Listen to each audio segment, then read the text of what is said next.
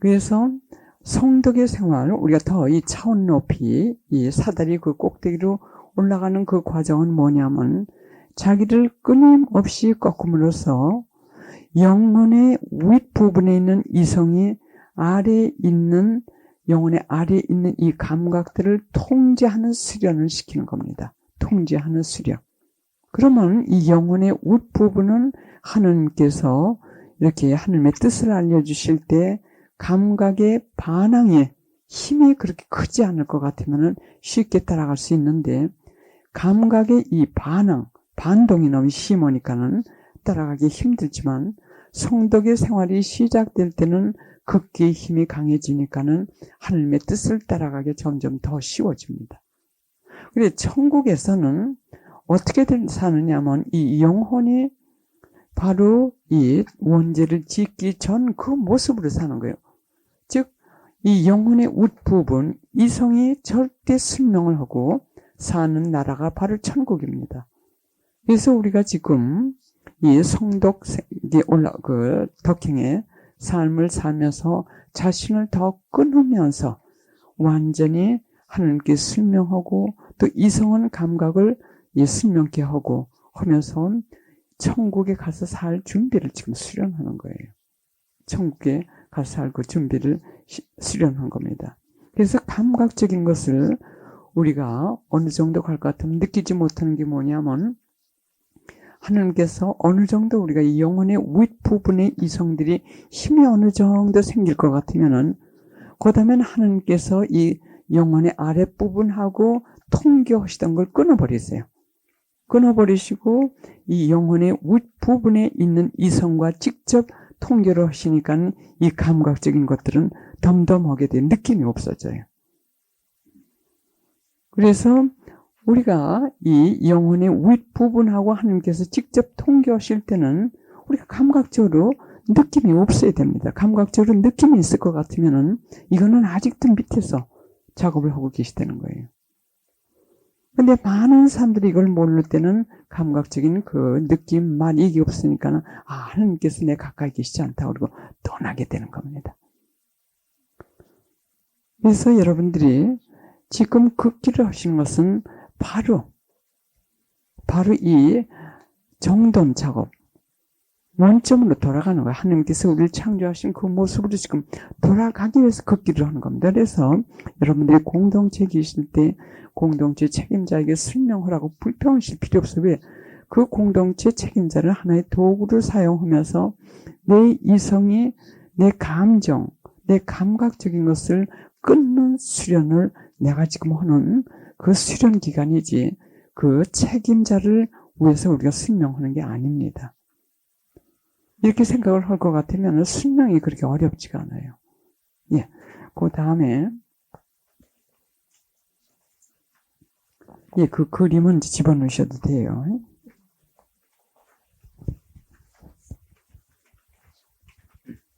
제가 이걸 전하지 않고 갈 것 같으면 아무리 피정 때 내가 열심히 했다 하더라도 하나님께 맴매를 맞게 됩니다. 맴매. 그래서 이걸 갖다가 시간이 다 없어지기 전에 빨리 해야 되겠어요. 마음이 불안해요.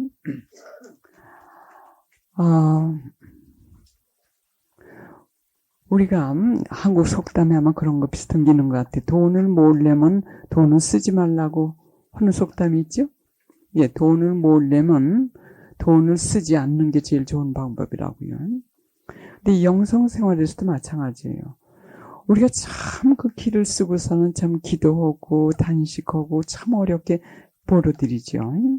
그 극기 하면서 희생하면서 보러드립니다. 은총을 보러드려요. 근데 우리가 큰 죄를 진다든지 죄를 질 때마다 이게 지출이 되는 겁니다. 지출이 되는 거예요. 그래서 우리가 수입을 많이 본다 하더라도 큰 죄를 질 것 같으면 큰 지출이 나가게 돼요. 그러니까 그때 여태까지 본 이 돈이 바닥이 나기 때문에 이 사다리에서 떨어지기가 쉽게 되는 거예요. 근데 제가 그러니까는 홈페이지도 그 오주님.org 그 홈페이지도 지난 3개월 동안인가 얼마 동안 그 말 조심하는 거 또는 다른 사람의 그 평을 나쁘게 하는 거 나쁜 소문, 이거에 대해서 많이 얘기를 했어요. 또 지난번에 여기 와서도 그걸 얘기를 했고.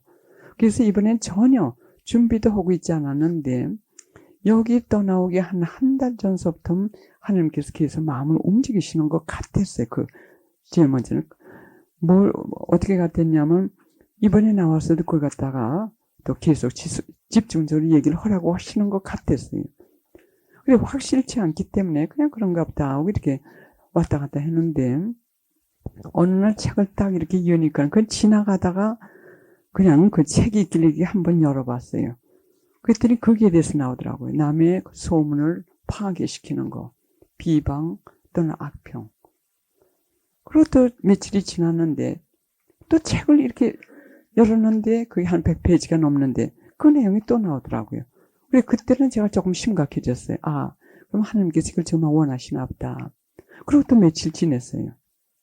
그런데 여기는 여러분들께 드리지 않았지만서도 성모님 그림을 그려야 되는데 그 동그라미 있죠. 성모 성심의 그 피난처. 지금 여태까지 우리 사다리 혼 거기에 동그라미 안에 성모님을 그려야 되는데 그림을 그릴지 모르니까는 또 컴퓨터에도 또 거기다 갖다 그릴 만한 게 없더라고요. 근데 그림책이 전에 있었어요. 제가 미국에서 교리 애들한테 가르칠 때 이 그림이 여러 가지가 있기 때문에 그 그림을 그리려면 그 위에 종이를 이렇게 놓고 그리고 그렸거든요. 그래 그 책이 얇은데 확실히 있었는데 며칠 동안 제가 찾아도 없어요. 그래서 성 안토니한테도 기도하고 했는데도 찾을 수가 없기 때문에 어떻게 억지로 겨우 그려서 집어넣었어요. 그리고 또 며칠이 지났는데 어느 날 벼랑 안에 불쑥 마음에 떠오르는 게 뭐냐면 그냥 인간적으로 불쑥 떠오르는 거하고 또 하나님께서 이렇게 미리시는 거하고 몇 년 동안 이 경험이 있기 때문에 어느 정도 100%는 아니지만 어느 정도 분별을 할 수가 있었어요. 근데 그때 딱 머리에 떠오르는 게 뭐냐면 앞으로도 그 그림이 벼랑은 필요할지 모르니까는 그냥 지금 생각난 김에 사둬야겠다 하고 굉장히 바쁜 날인데 그냥 준비를 하고 차를 몰고 한 3, 40분 가는데 고속도로요. 가지고 책방에 갔는데 책방에서 아무리 뒤져도 없더라고요. 그 비슷한 책은 있는데 그건 아예 안 되고 그래 한참 찾아도 없어가지고 그래서 제가 예수님께 그랬어요. 예수님 저 바쁜 거 그렇게 아시면서 시간 낭비하라고 아무것도 여기까지 들고 오셨습니까? 그리고 이제 농담 비슷하게 그리고 가만히 있으니까는 하나님께서 제게 안내하실 때 다른 것을 주시려고 할 때 그런 방법을 들어가시는 방법이 많이 있어요. 특히 제가 남이 가기 싫을 때 안 가려고 할 때 좀 조금 꾀를 부릴 것 같으면은 그런 방법을 이렇게 가시게끔 하시는 방법. 그래서 가만히 생각을 하니까는 그럼 하나님 당신께서 내가 어떤 다른 책을 사기를 원하셔서 난 여기 데리고 오신 것 같은데 그러면 가르쳐 주세요. 근데 조용히 기도하는 마음으로 혼자 왔다 갔다 하면서 그 책방에서요. 그 영적인 그 책 있는 그 책이 있을 만한 것을 그냥 왔다 갔다 이 팔짱을 끼고요. 근데 느닷없이 어느 책을 이렇게 만지고 싶더라고요. 그 페이지를 이렇게 열었더니 그게 약 300페이지 이상이 되는데 거기에도 또 다른 사람의 이름을 훼손시키는 거, 다른 사람의 평판을 깨트리는 거, 그게 있더라고요. 그래 그 책을 제가 사고 그러고서는 집에 와가지고 그러면 그 그림책을 찾아주실 거다. 그 찾아도 없었던 그 그림책을 찾아주실 거다. 왜냐면 그렇게 역사를 많이 하시거든요, 저한테는. 그래서 찾아보니까 그 책이 있더라고요. 며칠 동안 찾아도 찾아지지 않던 그 책이 거기 있더라고요. 그러면 이거로 봐가지고 제가 확실한 메시지를 받은 게 뭐냐면 그 책방에 제가 300몇 페이지 되는 그 책을 열었을 때 거기에 그 비판 또는 다른 사람의 소문, 악평, 명예를 파괴시키는 거 바로 그 내용을 저에게 가르쳐 주시면서 이것에 대해서 다시 한번 강의를 하라고 주신 게 확실했어요. 그래서 이 피정에 오신 분이 꼭 들으셔야 되는지 아니면 이 테이프를 통해 가지고 꼭 들어야 될 사람이 있는지 꼭 있는 것 같아요. 그리고 한 달 동안 계속 여기 나와가지고 피정에서 이 강의할 거.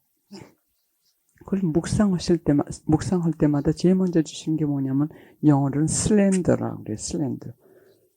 남의 소문을 나쁘게 하는 거, 악평하는 거, 그거에 대해서 물결같이 끊기지 않게 주시더라고요. 그래서 제가 조금 준비를 해왔습니다. 준비를 해왔는데 제가 이거 간단하게 말씀드리겠어요. 왜냐하면 이걸 읽어드리기 전에 3가지 살인행위가 있어요. 살인행위. 근데 우리는 입으로 살인행위를 지금 계속하면서 그게 대죄인데도 그걸 의식 못하고 지금 기도 생활을 하고 있지 않나. 이걸 좀 성찰을 해야 되겠어요. 그래서 이걸 성찰을 한 다음에 지금부터 오늘이나 아닐 것 같으면 내일부터라도 약 100일 동안 100일 기도를 좀 하시라고 권해드리고 싶어요. 100일 기도. 양팔 드시고 그리고 하나님의 자비의 기도를 하시면서 하나님의 자비를 구하시면서 죄를 통회하면서 그리고 죄의 보상으로 하시라고 권해드리고 싶어요. 전 다른 걸 목적으로 해가지고 지금 하고 있는데 참 마음도 그렇게 후련해지고 참 여러 가지 영적으로 많은 변화가 있습니다. 왜냐하면 우리가 어느 사람이 사람을 죽이고 또는 어떤 사람이 사람에게 참 그 중상을 줘가지고 피가 철철 흐르는데 여기 와 앉아있다고 할 것 같으면 여러분들 다 상을 찌그리고 그 사람들을 보실 겁니다. 그러나 우리는 입으로 지금 사람을 그렇게 죽이고 사람에게 그렇게 충성을 하고 있지 않나. 그걸 성찰했으면 좋겠어요. 그러면 첫째로 살인행위는 육체적인 살인행위예요. 육체적인 살인행위. 만약 우리가 낙태를 시켰다든지 물론 그거 다 통해하시고 고백성사 보시면 그냥 죄의 보상으로만 하시면 돼요. 낙태라고 하는 것은 육체적인 살인행위를 의사와 함께 내 자식을 내가 갈기갈기 찢어 죽이는 살인행위예요. 참 우리가 모르거나 했지 알고는 안 하죠. 무서운 살인행위예요. 그래서 100일 동안 이 기도를 하실 때 그것에 대한 죄의 보상 그리고 육체적인 살인행위 아니면 폭력. 제가 이 한국 비디오를 조금 보는데 꼭 만나고 싶어요 하는 꼭 한번 만나고 싶습니다 하는 그 프로가 있더군요. 근데 그걸 보면서 참 이 다른 세계 부분을 보면서 야 이런 세계가 있구나. 그 남자들이 그 폭력을 해가지고 몇 사람을 불행하게 됩니까? 그 가족들이 다. 그 죄의 보상을 어떻게 합니까? 그래 그 폭력 이것도 악의 힘이에요. 그래서 폭력을 해가지고 중상을 입히잖아. 그러면 그거에 대한 통해와 보상을 하셔도 괜찮고 여간 육체적인 중상과 이 살인은 그거로 하고요. 그 다음에 두 번째는 영혼의 살인행위. 영혼의 살인행위. 영혼의 살인행위나 또는 중상. 이건 뭐냐면 다른 사람을 죄를 짓게 한다든지 또는 다른 사람이 죄를 짓게 하고 그 사람이 결국은 하나님을 떠나게 될 것 같으면 그건 영원히 죽는 거예요. 그럼 영적 살인 행위를 한 거랑 마찬가지입니다. 이거 성찰 깊이 하시라고 권해드리고 싶어요. 이 중에 하나가 뭐냐면 다른 사람의 소문을 들어주는 거. 다른 사람의 소문을 들어주는 것도 이 영혼을 죽이거나 또는 중상 입히는 행위입니다. 그래서 제가 아까 이 책을 이으니까 이런 게 있었더니 그 내용을 조금씩 말씀드리겠어요. 한번 책을 이렇게 이으니까는 그게 어떤 성인께서 말씀하시기를 남에 대한 부정적인 말이나 또는 소문 이런 걸 들어주는 사람이나 말하는 사람이나 벌을 똑같이 줘야 된다고 말씀하셨어요. 왜냐하면 들어주지 않았을 것 같으면 그 사람이 그 죄를 범하지 않았을 거라고 하십니다. 들어주는 사람이 있기 때문에 그 사람이 그 악평을 했기 때문에 그 사람이 죄를 짓게끔 만든 것은 바로 들어주는 사람이 죄를 갖다가 짓게끔 한 거라고 하셨어요. 그래서 벌을 줘도 똑같이 주고 또 둘 다 이렇게 따로 격리시켜 놔야 된다고 말씀하셨습니다. 또 한 영성가는 말씀하시기를 그 책 이렇게 잠깐 열었을 때 그게 나온 얘기예요. 한 영성가는 얘기하기를 다른 사람에 대한 이 평을 악하게 또는 손상을 시켰을 것 같으면 자기 전에 고백성사를 뭐라고 그랬어요? 자기 전에. 그분은 예수의 총장이셨는데 그 예수의 그 신부님 영어 책에 이렇게 있어요. 그 신부님은 그렇게 말씀하셨다. 왜냐하면 그거는 대부분의 경우가 다른 사람의 악평을 한다든지 또 나쁜 소문을 전한다든지 할 것 같으면 그게 대부분의 경우가 대죄가 된답니다. 예수님께서 말씀하셨듯이 이 사람들의 이 평이라고 하는 것은 세상의 금을 다 합쳐도 비길 수 없는 그 이상의 가치를 가진 것이 사람의 평이라고 하셨어요. 근데 어떤 사람에 대한 평을 나쁘게 만든다든지 악평을 할 것 같으면 사회적인 생명을 죽이는 살인 행위라고 하셨어요. 그래서 대부분의 경우가 대질수가 있는데 자기 전에 죽을지도 모른다 그 말씀이에요. 만약 고백성사를 하기 전에 죽을 것 같으면은 이 지옥으로 떨어지니까는 고백성사를 보기 전에 자지 말라고 하셨어요. 그 정도로 다른 사람에 대한 그 나쁜 소문을 만든다든지 또는 이걸 전언다든지. 근데 우선 알라고도 할 필요가 없어요. 거기에서 걸리는 거예요. 알려고 하는 그 순간 벌써 발목이 잡히는 거예요. 악의 힘에. 그리고 성 프란시스코 살레시 그분께서 말씀하시기를 자기 의무가 아닐 것 같으면 다른 사람에 대한 소문, 악평 들으려고도 하지 말고 그러나 자기의 의무인 경우 다른 사람에 대해서 다른 사람 이 얘기를 함으로써 다른 사람의 그 평이 나쁘게 될 가능성이 있을 것 같으면은 자기가 이 얘기를 해야 될 그 의무가 있을 때는 외과 의사가 칼을 들고 신경하고 그 살 사이를 이렇게 갈라놓는 그런 조심성을 가지고 얘기를 하라고 하셨어요. 신경하고 살을 갈라놓는데 얼마나 조심을 해야 됩니까? 그와 같은 조심성을 가지고 조심스럽게 얘기를 하라고 하셨어요. 왜냐하면 대부분의 경우 자의심이 그게 많이 곁들인다고 말씀하셨습니다. 그래서 여간 두 번째는 그 영적으로 내가 다른 사람들에게 중상을 하거나 또는 살인을 한 것이 없나. 진지하게 여러분들 성찰하시라고 권해드리고 싶어요. 왜냐면 이거는 대죄이기 때문에. 그리고 세 번째는 사회적인 생명. 사회적인 생명은 지금 이 평판입니다. 그 책에서 책을 이렇게 열었을 때 그게 무슨 얘기가 나오냐면 어느 사람이 고백성사를 받답니다. 고백성사를 받더니 그 신부님께서 보석을 주기 전에 이 베개, 미국에서는 베개 이렇게 넓고 크죠. 근데 한국엔 동그랗지만 미국에서는 되게 넓고 크고 그리고 털로 만든 게 참 질이 좋기 때문에 털로 만든 거 사용들을 많이 합니다. 닭털이라든지 털이요.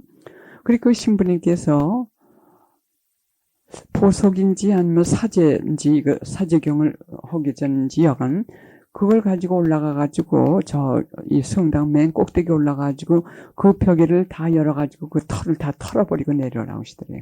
그래서 털어버리고 내려왔답니다. 그 다음에 하신 말씀이 뭐냐면 내가 죄를 사죄해주기 전에 가가지고 지금 뿌린 그 털을 다 주워 담아가지고 오라 그러더래요. 다 주워 담아가지고 오라. 그래서 이 사람이 그거는 불가능합니다. 그랬더니 그때 그 신부님께서 뭐라고 말씀하시냐면 우리가 무심코 한마디 다른 사람한테서 말을 했을 때 그 털이 다 사방으로 날아가지고 다시 주술 수 없는 것과 똑같은 현상이 일어난다고 말씀하시더래요. 그래서 그것이 얼마나 중대한 죄인지 그 식으로 가르쳐 주셨어요. 또 그 잠깐 연 그 책사에서 또 한 가지가 뭐냐면 마가렛 마리아 알라코킴 그 성녀에게는 이 연옥 영혼들이 많이 나타나셨고 또 그분이 연옥 영혼들로 해서 기도를 많이 하셨어요. 그래 그 당시 그 성녀가 그걸 쓴 그 근래 두 사람이 죽었대요. 근데 두 사람이 비슷한 환경이고 참 말하자면 그 귀족 노블맨이라고 했으니까는 그 귀족 아마 그런 층에서 사시던 분들인가 봐요. 근데 기도를 하고 있는데 그 두 사람들이 다, 연옥이 앞에 이렇게 보이더랍니다. 근데 그 두 사람이 다 보이더래요. 근데 한 사람은 그 연옥에서 있을 그 기간이 결정이 됐는데, 한 사람은 연옥에서 이 지상에서 산 그 횟수를 하루로 따져가지고 그 날짜만큼만 그 연옥에서 있으면 된다고 합니다. 무슨 얘기인지 아시겠어요? 그 사람이 만약 47년 동안 이 지상에서 살았으면 연옥에서 47일간만 있으면 돼요. 근데 거의 같은 환경에서 산 사람인데, 근데 또 다른 한 사람은 언제 그 연옥살이가 끝날지 모른다고 했답니다. 왜냐하면 자기가 데리고 있는 그 사람들에 대해서 악평을 항상 투덜거리면서 악평을 했대요. 평을 나쁘게 했대요. 그래서 그 사람을 위해서 미사가 올려지면 그 미사는 악평을 받은 사람, 피해자죠. 그 사람들에게 다 그 미사가 그 사람들에게 다 그